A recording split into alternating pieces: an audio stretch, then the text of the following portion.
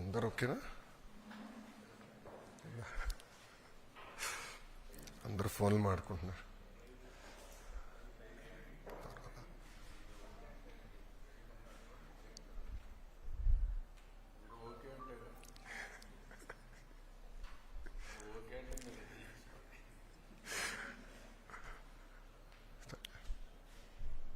Start చేస్తాను. Media మిత్రులందరికీ నమస్కారం. ప్రజలు ప్రజాస్వామ్యం గెలిచి ప్రజాపాలన ఏర్పడి కరెక్ట్గా ఒక సంవత్సరం పూర్తి చేసుకుంటున్నాం. సుపరిపాలన తొలి అడుగు పడింది. విధ్వంస పాలన నుంచి ఏకంగా వికాసం వైపు మన ప్రభుత్వం ప్రయాణం ప్రారంభించింది. కేంద్రంలో ప్రధానమంత్రి గారు, రాష్ట్రంలో గౌరవ ముఖ్యమంత్రి చంద్రబాబు నాయుడు గారి నాయకత్వంలో ఆంధ్ర రాష్ట్రంలో డబుల్ ఇంజిన్ సర్కార్ అనేది ఈరోజు నడుస్తుంది. ఒక ఉద్యోగాల విషయంలో చూస్తే మెగా డిఎస్సి ఏర్పాటు చేసి ఏకంగా 16,347 పోస్టులు ఈరోజు ప్రజాప్రభుత్వం భర్తీ చేస్తుంది. ఈ మెగా డిఎస్సిని ఎట్టి పరిస్థితులు ఆపాలని ప్రతిపక్ష పార్టీ సుమారుగా 24 కేసులు, ఈ రోజుతో 24వ కేసు కూడా డిస్మిస్ అయింది సుప్రీంకోర్టులో. 24 కేసులు వేశారు. అయినా అవన్నీ తట్టుకుని డిఎస్సి ప్రక్రియ మేము పూర్తి చేస్తున్నాం. గడిచిన 10 సంవత్సరాల్లో రాని పెట్టుబడులు ఈ సంవత్సరంలో తీసుకొస్తాం జరిగింది. 9.5 లక్షల కోట్ల పెట్టుబడి, తద్వారా 8.5 లక్షల మందికి ఉద్యోగాలు కల్పించడానికి మేము ఒప్పందాలు కుదుర్చుకున్నాం. అనేక దశల్లో ఆ ఇన్వెస్ట్మెంట్స్ ఉన్నాయి. డొమెస్టిక్ ఇన్వెస్ట్మెంట్స్లో చూస్తే ఈరోజు భారతదేశంలోనే ఆంధ్ర రాష్ట్రం నంబర్ 1 ఉంది. 16% డొమెస్టిక్ ఇన్వెస్ట్మెంట్స్లో ఆంధ్ర రాష్ట్రానికి వస్తూ జరిగింది.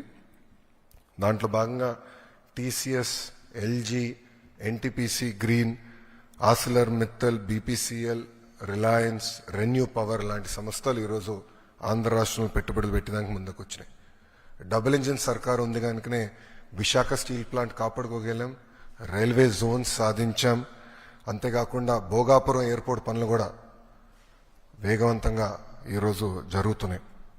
మీరు చూస్తే ప్రజాప్రభుత్వం ఏర్పడిన తర్వాత ఒక పెన్షన్లోనే భారతదేశంలో ఏ రాష్ట్రం ఇవ్వని విధంగా మేము ఇస్తున్నాం. వృద్ధులకి 1,000 రూపాయలు పెంచాం, వికలాంగులకి 3,000 రూపాయలు పెంచాం. బెడ్కే పరిమితం అవుతే 15,000 రూపాయలు ప్రతి నెల ప్రభుత్వం ఇస్తుంది. భారతదేశంలో ఏకైక ప్రభుత్వం ఇస్తుంది, అది ఆంధ్ర రాష్ట్ర ప్రభుత్వం. ఇంతేకాకుండా భారతదేశంలో ఎక్కడ లేని విధంగా 203 అన్న క్యాంటీన్లు ప్రజాప్రభుత్వం తిరిగి ప్రారంభించి ఈరోజు నడిపిస్తుంది. గౌరవ ముఖ్యమంత్రి గారు ఇప్పుడే చెప్పారు, ఆగస్టు 15 నుంచి ఉచిత బస్ విధానం కూడా మేము అమలు చేస్తున్నాం. దీపం పథకం ద్వారా ఇప్పటికీ 2 కోట్ల గ్యాస్ సిలిండర్లు ఉచితంగా ప్రజాప్రభుత్వం తెలుగింటి ఆడబడుచులకి అందజేస్తాం కూడా జరిగింది. దాంట్లో కొన్ని సవరణలు తీసుకొచ్చి ఏకంగా ఆ డబ్బులు డైరెక్ట్గా మహిళల అకౌంట్లో కూడా వేయాలని ఒక నిర్ణయం కూడా ప్రభుత్వం తీసుకుంటాం జరిగింది. ఈరోజు ముఖ్యమైన కార్యక్రమం తల్లికి వందనం. ఎన్నికల్లో మనం ఇచ్చిన హామీ నిలబెట్టుకుంటున్నాం. ఆనాడు చాలా స్పష్టంగా ఎంతమంది పిల్లలుంటే అంతమంది పిల్లలకి తల్లికి వందనం ఇస్తానని హామీ ఇచ్చాం. దాంట్లో భాగంగా జియో ఇచ్చాం. ఈ రోజు నుంచి డబ్బులు తల్లుల అకౌంట్లో కూడా పడతాయి. 13,000 రూపాయలు తల్లి అకౌంట్లో పడుతుంది. 2,000 రూపాయలు మెయింటెనెన్స్ గ్రాంట్ కింద స్కూల్స్లో మెయింటెనెన్స్ కోసం ప్రభుత్వం ఆ నిధులు కూడా ఖర్చు పెడతాం జరుగుతుంది. సో భారతదేశంలో ఎవరు చేయని విధంగా సంక్షేమ అభివృద్ధి కార్యక్రమాలు ప్రభుత్వం ఈరోజు చేస్తాం జరుగుతుంది. గౌరవ ముఖ్యమంత్రి చంద్రబాబు నాయుడు గారి నాయకత్వంలో సంక్షేమ అభివృద్ధి అనేది ఈ ప్రభుత్వానికి జోడెద్దుల బండి. మాకు చాలా క్లియర్ మ్యాండేట్ ఇచ్చారు. 2 మీరు తీసుకెళ్ళాలి. ఒక పక్కన ఉద్యోగాలు, ఉపాధి, అభివృద్ధితో పాటు సంక్షేమం కూడా చేస్తూ ప్రజలు ఏ ఆస్తి అయితే ఈ కూటమిని 94% సీట్లు ఇచ్చి గెలిపించారో ఆ ఆశని మనం నిలబెట్టుకోవాల్సిన బాధ్యత, నెరవేర్చాల్సిన బాధ్యత మా పైన ఉందని కేబినెట్ మీటింగ్లో కూడా గౌరవ ముఖ్యమంత్రి గారు చెప్తాం జరిగింది. సో ఈ తల్లికి వందనం కింద దాదాపు 60% కుటుంబాలలో 2 కన్నా ఎక్కువ మంది పిల్లలు ఉండటం జరుగుతుంది. సో వాళ్ళకి ఇద్దరుంటే 26,000, ముగ్గురుంటే దేర్ ఆఫ్ డబ్బులు వస్తాయి. సో ఆటోమేటిక్గా ఆ డబ్బులు వాళ్ళ అకౌంట్లో పడటం జరుగుతుంది. సో ఇచ్చిన హామీ బాబు సూపర్ 6లో ఒక హామీ కూడా, ఇది ఇంకొక మరో హామీ ఈరోజు కూటమి ప్రభుత్వం నిలబెట్టుకుంటాం జరుగుతుంది. Thank you.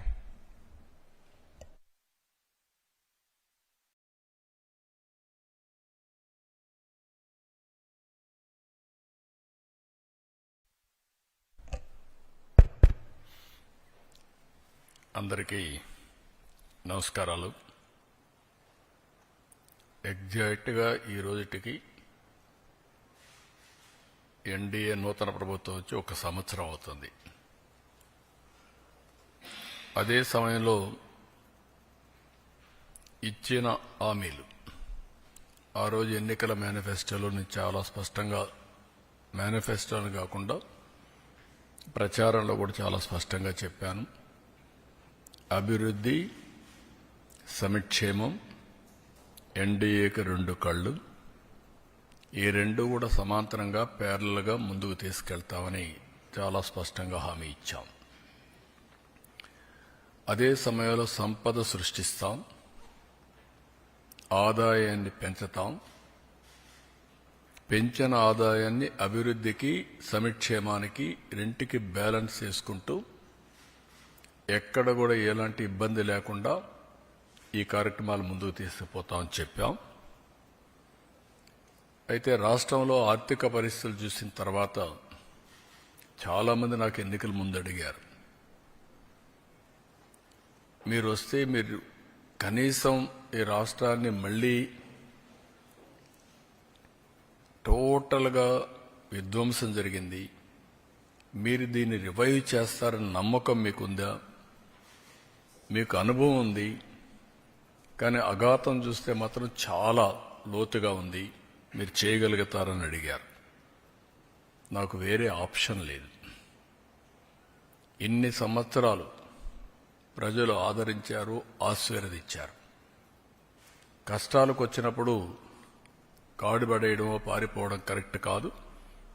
ఎంత కష్టమైనా చేస్తామనే విధంగా ఆ రోజు చెప్పాను, ఆ డైరెక్షన్లో ముందుకు పోయాను. మేము ఆ రోజు సూపర్ 6 చెప్పాం. ఎన్నికల మేనిఫెస్టో చాలా విషయాలున్నాయి, సూపర్ 6 మేజర్గా హైలైట్ చేశాం. ఆ సూపర్ 6లో అతి కీలకం తల్లికి వందనం. ఆ తల్లికి వందనం ఆ రోజు మేము చెప్పింది చాలా స్పష్టంగా, ఒక ఇంట్లో 2 పిల్లలుంటే ఒకరికే డబ్బులిచ్చి ఒకరికి ఇవ్వకుండా చేస్తే, ఒకరిని ఆ తల్లి చదివిస్తే, లేకుంటే అన్ని విషయాలు చూసుకుంటే అది మంచిది కాదు. ఎంతమంది పిల్లలుంటే అంతమంది పిల్లలకి తల్లికి వందనం వర్తింపజేస్తామని చాలా స్పష్టంగా చెప్పాం. ఈరోజు మీరు చూస్తే 67 లక్షల మందికి దగ్గర 10,091 కోట్ల రూపాయలు టోటల్గా ఖర్చు అవుతుంది. ఇందులో 1,346 కోట్ల రూపాయలు స్కూల్ డెవలప్మెంట్కి వెళ్తుంది. ఇందులో ఏమీ మార్పులు లేవు. ముందు ఏదైతే ఇచ్చారో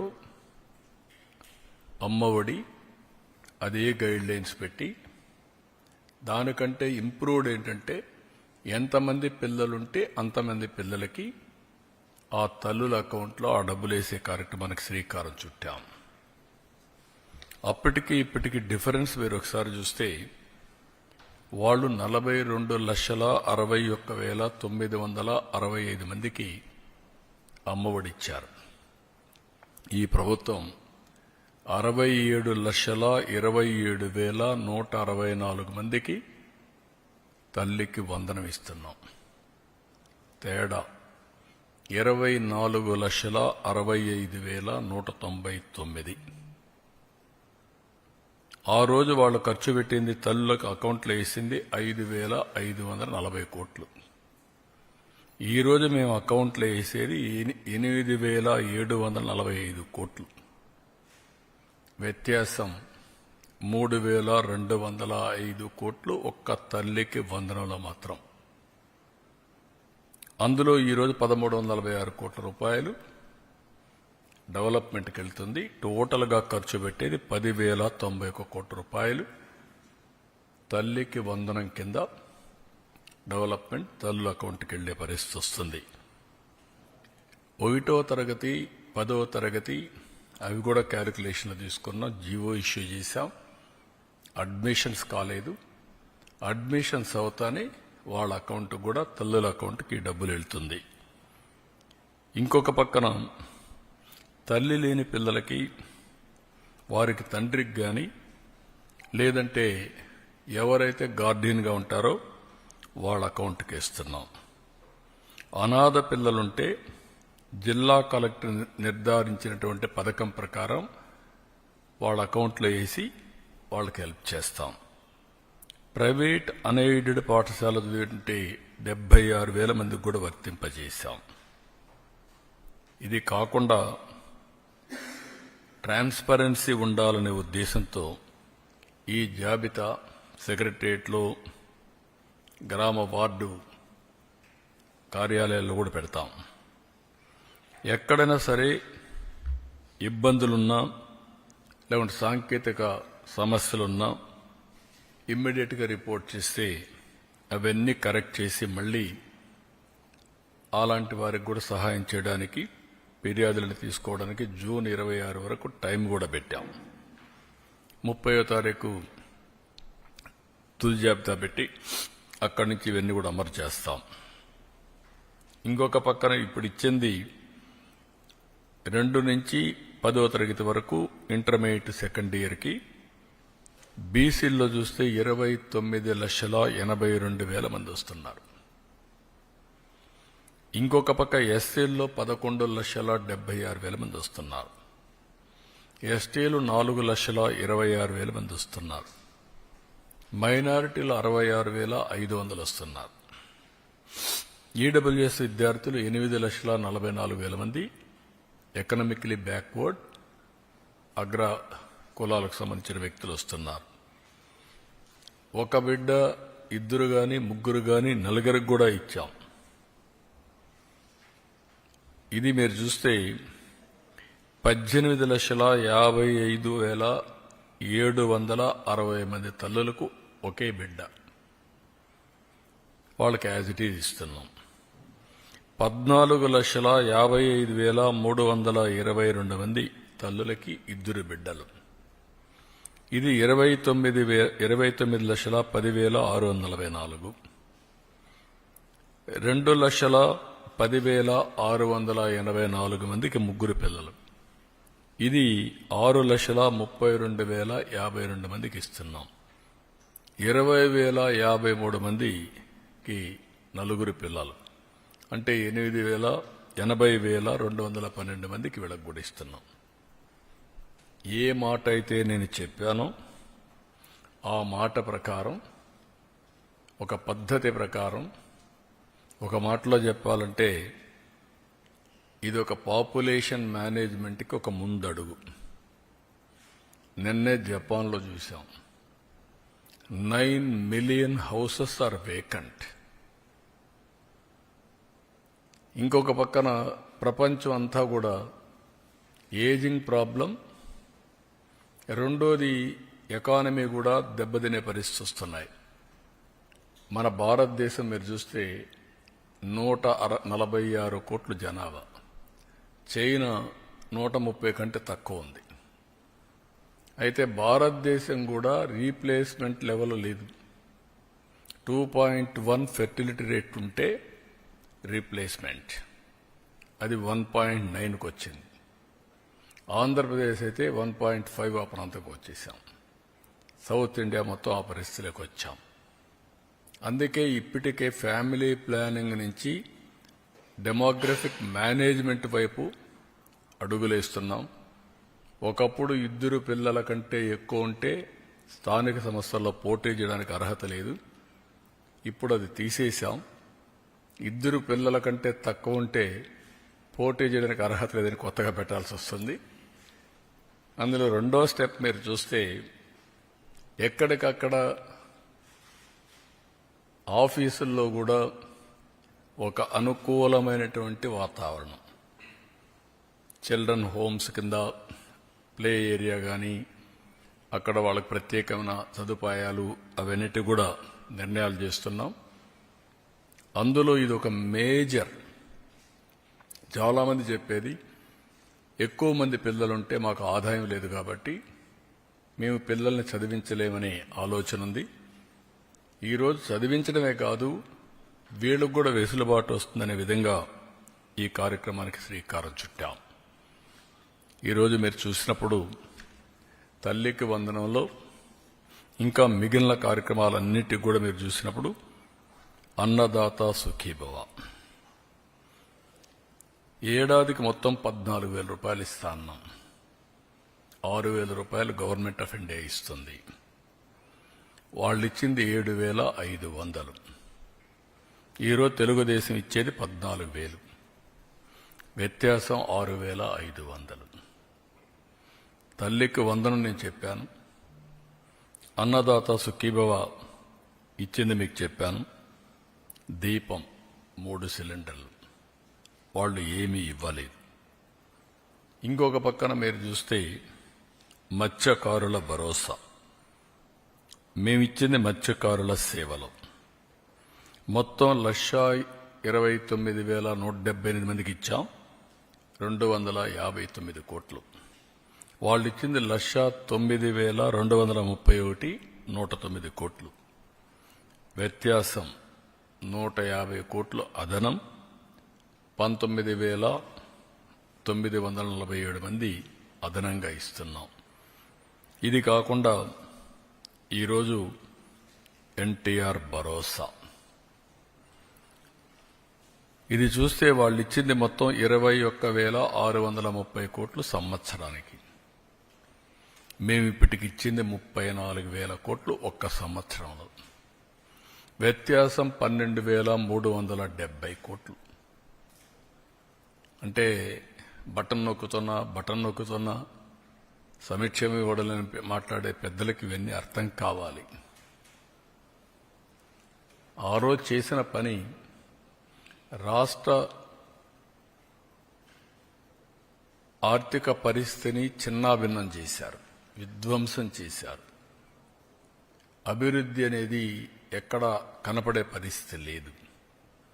కడాన ఏ పరిస్థితికి వచ్చామంటే విశ్వసనీయత పోయిన తర్వాత ప్రొహిబిషన్ గురించి మాట్లాడిన పెద్దలు ఎక్సైజ్ తాకట్టు పెట్టి, మద్యం ఆదాయాన్ని తాకట్టు పెట్టి 25 ఏళ్లకు డబ్బులు తీసుకొచ్చే పరిస్థితికి వచ్చారు. ఇంకొక పక్క ఎంఆర్ఓ ఆఫీసుల్ని, హాస్పిటల్స్ని ఇవి తాకట్టు పెట్టి అప్పులు చేసే పరిస్థితికి వచ్చారు. నెలవారీగా జీతాలు ఇవ్వాల, పెన్షన్లు ఇవ్వాల, రిటైర్డ్ పీపుల్కి ఎవరికి జీతాలు రాని పరిస్థితి, ఎప్పుడు వస్తుందో ఎప్పుడు రాదో టెన్షన్లో బతికిన పరిస్థితి. ఈరోజు ఒక పద్ధతి ప్రకారం 94 సెంట్రల్ స్పాన్సర్ స్కీమ్స్లో 94 కూడా డీఫంక్ట్ చేసిన ఘనత. ఇవన్నీ కూడా ఆర్థిక వ్యవస్థ నిర్వీర్యం చేయడానికి పనికొచ్చాయి, అస్తవ్యస్తమైపోవడానికి పనికొచ్చాయి. ఈరోజు అన్నా క్యాంటీన్ మీరు చూస్తే మొత్తం 204 పెట్టాం. 2 కోట్ల మందికి ఇప్పటికీ అన్నా క్యాంటీన్లో భోజనం ఏర్పాటు చేసే పరిస్థితికి వచ్చాం. 4 కోట్ల భోజనాలు. 21 టెంపుల్స్లో అన్నప్రసాదం ఉచితంగా పెడుతున్నాం. ఇవన్నీ కూడా ఒక సుపరిపాలనతో సాధ్యం. ఆ సుపరిపాలనలో కూడా మొదటి అడుగు. అదే మరిగా మేము దీంట్లో మీరు చూసినప్పుడు చాలా స్పష్టంగా నేను అనేకసార్లు చెప్పాను, వీలైనంత వరకు అన్ని కూడా మేము అనుకున్నట్టుని చేస్తూనే ఒక స్పష్టమైన వైఖరితో భవిష్యత్తులో ముందుకు పోయే కార్యక్రమానికి శ్రీకారం చుట్టాం. 20 లక్షల మంది యువతకు ఉద్యోగాలు ఇవ్వడానికి ఇప్పటికే 9,50,000 కోట్ల రూపాయల పెట్టుబడులు, 8,50,000 మందికి ఉద్యోగాలు, ఇంకా మిగిలినట్టు కూడా ఏమేం చేయాలన్నీ వర్కౌట్ చేస్తున్నాం. లోకేష్ గారి ఆధ్వర్యంలో ఆయన చైర్మన్గా ఎంప్లాయ్మెంట్ జనరేషన్ ఇన్వెస్ట్మెంట్ ప్రమోషన్ ఈ కార్యక్రమాన్ని కూడా కన్సర్న్ మినిస్టర్స్ వర్కౌట్ చేస్తున్నారు. అదే మరిగా వారికి నిరుద్యోగ భృతి కూడా అంటే ఈ రెండు లింక్ చేసి ఏ విధంగా చేయాలి, వాళ్ళ స్కిల్ డెవలప్మెంట్ ఎట్లా చేయాలి, వర్క్ ఫ్రమ్ హోమ్ ఇవన్నీ కూడా ఎట్లా తీసుకుపోవాలనో అవి కూడా వర్కౌట్ చేస్తున్నాం. ఫైనల్గా ఏవైతే చెప్పామో అన్నీ కూడా ఆడబిడ్డ నిధిని P4కి లింక్ చేస్తున్నాం. ఎందుకంటే అన్ని యూనిఫామ్గా అందరికీ ఇస్తున్నాం. ఇంకా పేదరికం ఉంది, పేదరికంలో నిరుపేదలు ఉన్నారు. అలాంటి కుటుంబాలని ఆర్థికంగా పైకి తేవడం కోసం వినూత్నమైన కార్యక్రమాన్ని P4 తీసుకొచ్చాం. ఫస్ట్ ఫేజ్ 0 పావర్టీ, ఆ తర్వాత ఆర్థిక అసమానతలు తగ్గించి మెరుగైన జీవన ప్రమాణాలు. అందులో భాగంగా ఆడబిడ్డ అనేది P4కి అనుసంధానం చేసి దాన్ని కూడా ముందుకు తీసుకెళ్తాం. వాళ్ళు పెట్టే డబ్బులే కాకుండా మనం ఇచ్చే సంక్షేమ కార్యక్రమాలే కాకుండా అదనంగా ఇది కూడా కొంత డబ్బులు ఇచ్చి దాన్ని అవసరం మేరకు వాళ్ళని కూడా పైకి తీసుకొచ్చే కార్యక్రమాన్ని చేస్తాం. అల్టిమేట్గా రాష్ట్రంలో మెరుగైన జీవన ప్రమాణాలు అందించాలనేది తెలుగుదేశం పార్టీ యొక్క, అదే మరి ఎన్డీఏ యొక్క ఆశయం. ఆ ఆశయానికి అనుగుణంగా సంక్షేమం, అభివృద్ధి రెండు ప్యారలల్గా చెప్పిన హామీలు నిలబెట్టుకోవడానికి ఇబ్బందులు చాలా ఉన్నాయి. ఇబ్బందులుంటే ఇబ్బందులను అధిగమించడానికి ప్రయత్నం చేస్తూ ఉంటే రాక్షసుల మారిగా రాష్ట్రాన్ని అతలాకుతలం చేయాలని,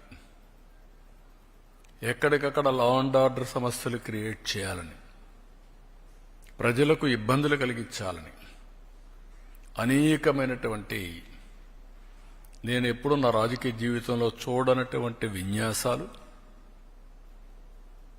చూడనటువంటి అకృత్యాలు చేసే పరిస్థితికి వస్తున్నారు. ఇది మంచిది కాదు. ఈరోజు ఈ ప్రభుత్వానికి స్పష్టత ఉంది. ఇబ్బందులున్నాయి, ఆ రోజు కూడా చెప్పా. కొన్ని ఇబ్బందులు కొంత సమయంలో ఎక్కడికక్కడ పరిష్కారం చేయగలుగుతాం. కొన్ని ఇబ్బందులు మీరు చూస్తే గంజాయి, డ్రగ్స్, అడిక్ట్ అయిన వ్యక్తి మార్చడం అంత ఈజీ కాదు. అది అతనికి ఒక అబ్సెషన్, అంతే, పిచ్చిపడుతుంది. అలాంటి వాళ్ళు నేరాలు ఘోరాలు చేసే పరిస్థితి, వాళ్లకు అండగా ఉండే పరిస్థితిలో ఈ వైఎస్ఆర్ కాంగ్రెస్ పార్టీ ఉంది. ఇప్పుడు అవన్నీ నేను తర్వాత మాట్లాడతా. ఈరోజు ముఖ్యంగా ఇచ్చిన హామీలు నిలబెడుతున్నాం. కష్టమైన నష్టమైన ఇవి చేస్తూనే రాష్ట్ర ఆర్థిక పరిస్థితిని మెరుగుపరచడానికి మేము చెప్పిన హామీ ప్రకారం సమతుల్యం పాటిస్తూ ముందుకు తీసుకుపోవడానికి అన్ని విధాల ప్రయత్నం చేస్తున్నాం. ఇది తొలి అడుగు మాత్రమే. ఈ తొలి అడుగు తర్వాత ఇంకా దీన్ని ఏ విధంగా మనం ముందుకు తీసుకుపోవడానికి చేస్తాం. సాయంత్రం మీటింగ్ ఉంది, అక్కడ సమీక్ష చేసుకుంటాం. అక్కడ మీరందరూ ఉంటారు కాబట్టి అప్పుడు మీ అందరికి కూడా తగిన సమాచారం రిమైనింగ్ అంతా ఇస్తాం. With this I'm thanking all of you. Thank you one and all. ఇది జీవో ఇష్యూ. ఇప్పుడు నేను జీవోలు లోకేష్ గారికి హ్యాండ్ ఓవర్ చేస్తున్నాను. మీకు ఇవ్వాలి, మీది కాదు, మేము డబ్బులు ఇచ్చేది మీరు కాదు, మీరు అమలు చేసేది మీరు.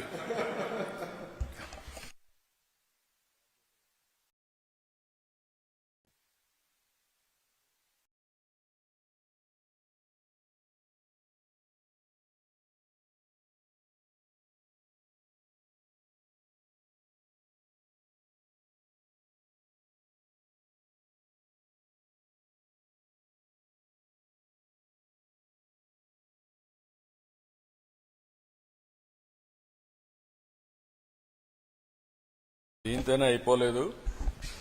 ఎడ్యుకేషన్లో మీరు నాలెడ్జ్ హబ్కు చిరునామాగా ఆంధ్రప్రదేశ్ని తయారు చేయాలి. పిల్లల్లో ఆ పట్టుదల రావాలి. దానికోసం వర్కౌట్ చేయండి.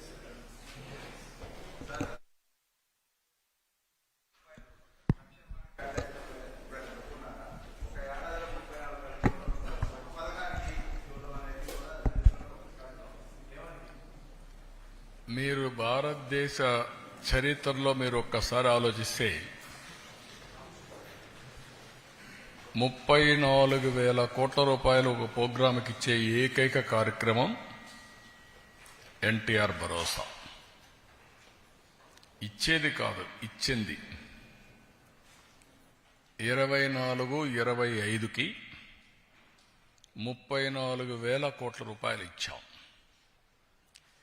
నేను పెంచిన పింఛను ఏప్రిల్ నుంచి ఇస్తానని బకాయిలతో సహా ఏప్రిల్ నుంచి పింఛన్లు ఇచ్చి ఈరోజు చరిత్రలో మీరు చూస్తే 3,000 నుంచి 4,000 ఒకేసారి పెంచాం. విడతలు కాదు, సంవత్సరం నేను పెంచుకుంటూ పోతాను కాదు, ఒకేసారి పెంచడం.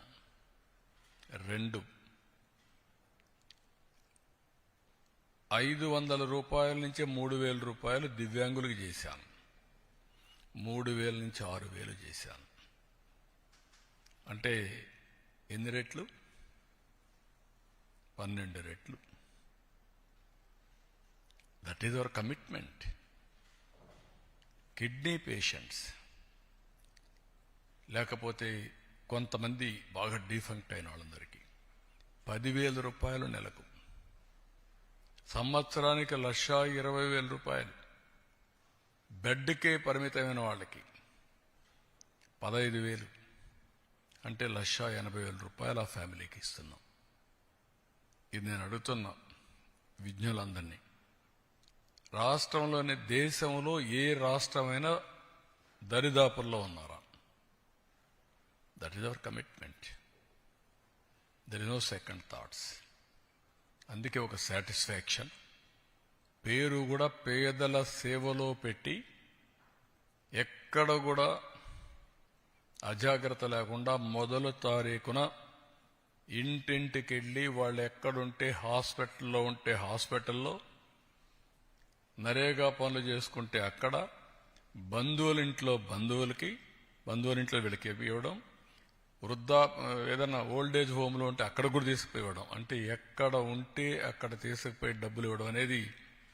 ఒకప్పుడు అన్నారు మా దగ్గర వాలంటీర్లు ఉన్నారు, అది లేకపోతే కాదని. ఎలక్షన్ ముందు మనం విన్యాసాలు చూసాం. ఈరోజు సుజావుగా ఎక్కడ డిస్టర్బెన్స్ లేకుండా టెక్నాలజీ ఆడిటింగ్ చేసి మళ్ళా IVRS పంపించి సాటిస్ఫాక్షన్ 85 నుంచి 90%.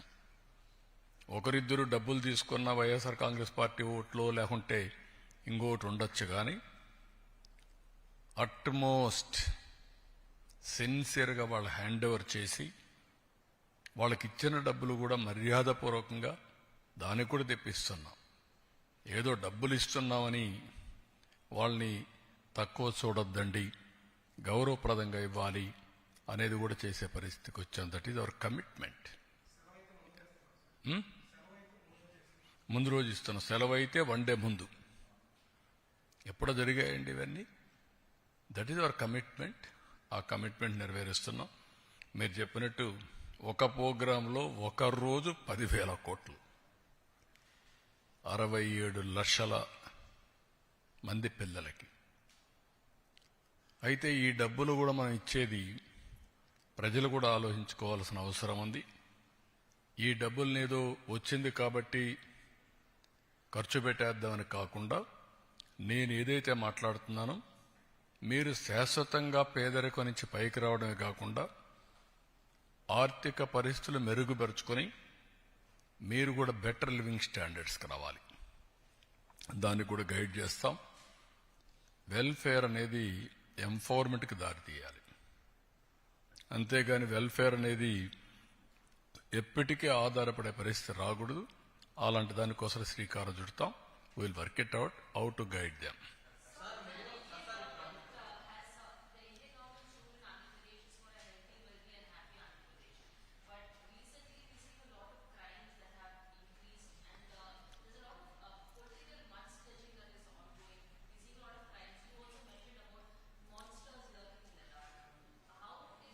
Now, can you tell me anywhere in the country, any political party is having this type of background? I am asking straight question. In the country, బాబాయిని చంపి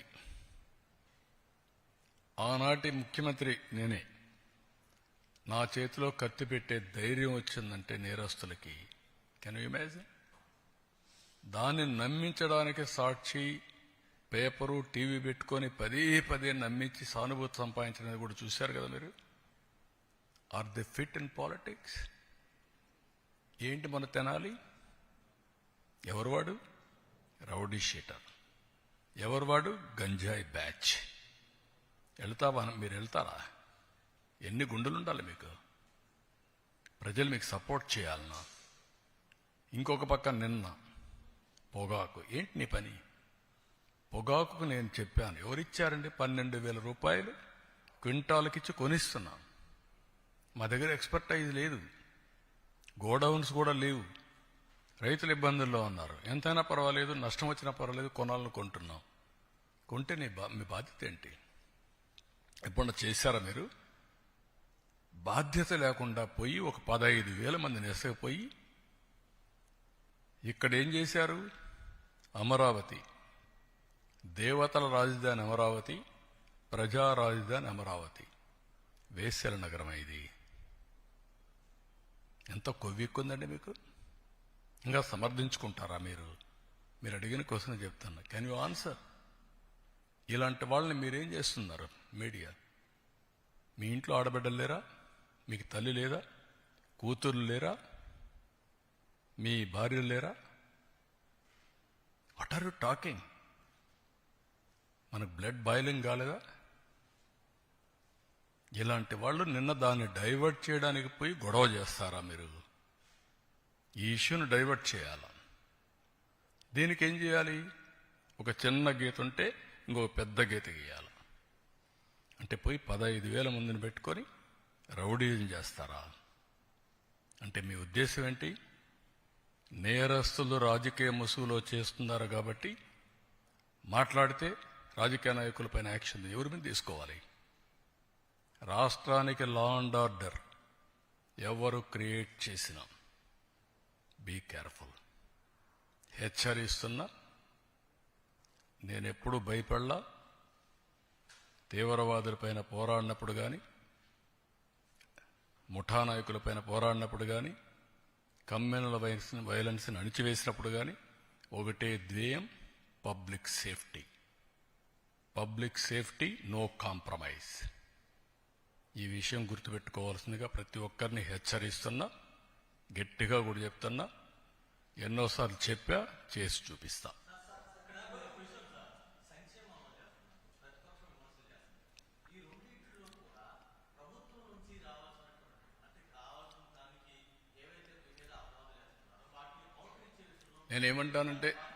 నేనేమంటానంటే logic లేని వాళ్ళు, కనీసం ఒక పద్ధతి లేకుండా విమర్శిస్తే దానికి మీనింగ్లెస్.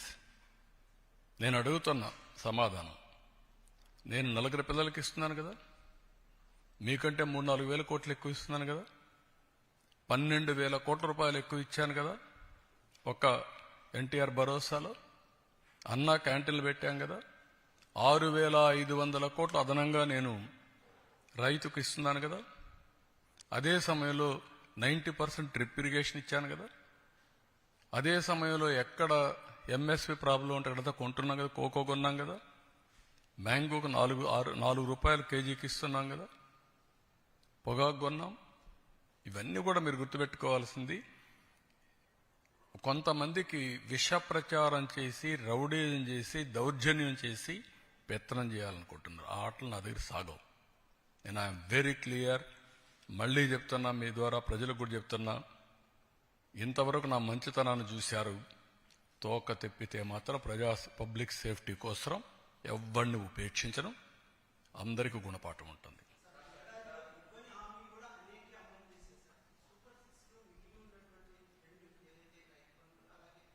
రైతు బంధుని చెప్తాను. అందుకే రైతు ఇచ్చేది ఈ అన్నదాత సుఖీభవ 20వ తారీఖున గవర్నమెంట్ ఆఫ్ ఇండియా వేస్తారు. ఫస్ట్ ఇన్స్టాల్మెంట్ మేము కూడా ఆ రోజు చేస్తున్నాం. రేపు ఈ నెలే.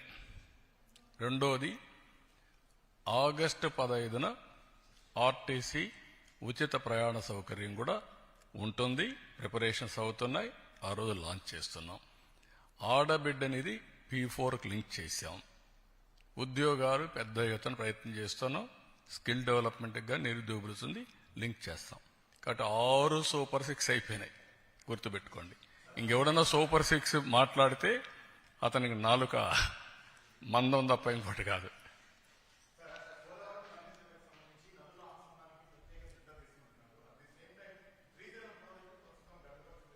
అది కూడా చెప్పాం. ఆ ప్లంజ్ ఒకటి,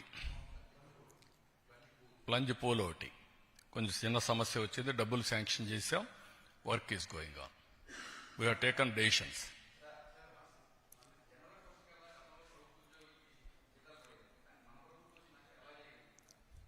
నేను ఒకటి కాదు, మీరు గుర్తుపెట్టుకోవాల్సింది